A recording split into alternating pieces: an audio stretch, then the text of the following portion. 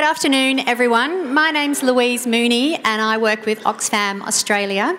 My role is in Humanitarian Program Quality. And one of the great things about my role is I get to work with our country teams on developing and sharing our learnings from our humanitarian responses and stories. So this is what I'm going to do today, is share one of those stories from Vanuatu. And I know that I've got the sleepy after lunch time slot, which everyone wants. So let's go with that and let you all imagine that you are quite relaxed. You're sitting on a beach chair, nice white sandy beach. Imagine the palm trees, the clear blue water teeming with fish. So you're feeling quite relaxed. Vanuatu really is one of the most beautiful places in the world. But unfortunately, one of the things, the geography that makes Vanuatu so incredibly beautiful also means that it is the most prone to natural disasters of any place in the world. So we're talking about cyclones, tsunamis, flood, drought, earthquakes, and as you can see from our wonderful slide here, volcanoes. Sadly, Vanuatu has them all. And when you're talking about a population of less than 250,000 people, but spread over nearly 70 islands, you get a sense of the coordination and logistical challenges that raises when you're trying to respond to what are unfortunately ever increasing in terms of intensity and also number, the natural disasters that are affecting the country. So what this meant for the people of Vanuatu in the 2010 cyclone season was that initial life-saving aid was taking an average of 2 months to reach people. Not only was it slow, but it was also the quality of the aid was questionable. We weren't seeing meaningful involvement of people who were affected by those disasters, particularly women and vulnerable groups. And that was due to this environment of poor coordination, but also there was no understanding of the key actors' roles, particularly that of the National Disaster Management Office in those responses.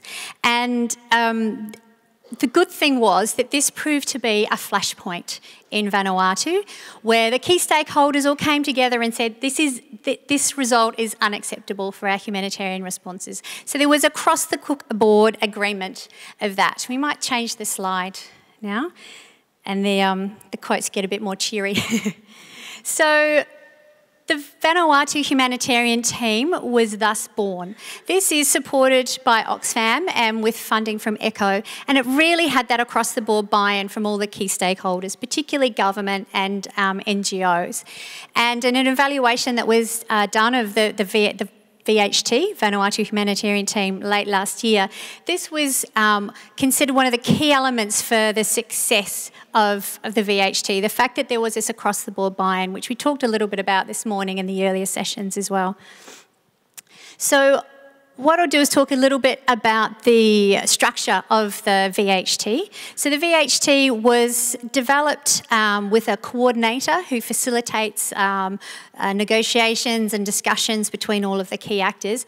And it was very much based on your kind of common frameworks, so UN OCHA models of establishing cluster systems, provincial and community disaster management committees. But it was done very much tailoring to suit the context, and we also heard about that this morning, ensuring that the coordination mechanisms suit the context. So what that meant in Vanuatu was that instead of the 10 plus cluster systems that you might ordinarily see, they chose 6 key sectors to focus on for the clusters, and each of those clusters is led by the relevant government department with a co-lead and support from at least one key NGO. What that's meant, the good news, as we are running out of time, it's a very short session, this story, is I'll cut to the good news, some of the impact that has come from this coordination.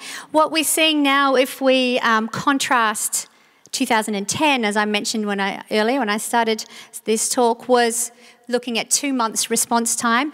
If we move on to 2013, when we saw response to landslides, we had a 7-day turnaround in terms of people receiving that life-saving aid, which was in 3 years quite a dramatic improvement. We also saw a dramatic improvement in the coordination in itself, and that was an end in itself in some ways, because an example of that improved coordination can be seen from the most recent donor submission to ECHO was a joint submission. And this is the first time that this had actually been seen in Vanuatu. And that model of coordination and collaboration at every level, from the local, provincial, national, and even the regional, with links through to the UN OCHA Pacific Humanitarian team, was considered key to the success and also to the sustainability of the VHT model. And UN OCHA just last year actually declared that it was a model for coordination in the Pacific, and something that we can look to as, you know, a gold star that we would like to see more widely across the Pacific. So I talked a little bit about the timeliness having dramatically improved from 2 months to 7 days in terms of receiving that initial life-saving aid. But the other key component was the improvement in the quality of the aid that was received. And so we saw technical experts on joint assessment teams, and these included, many of them were local people affected by the crises themselves, and women's participation at every level of the response. And that was a dramatic increase again, an improvement from 2010. Time is very short.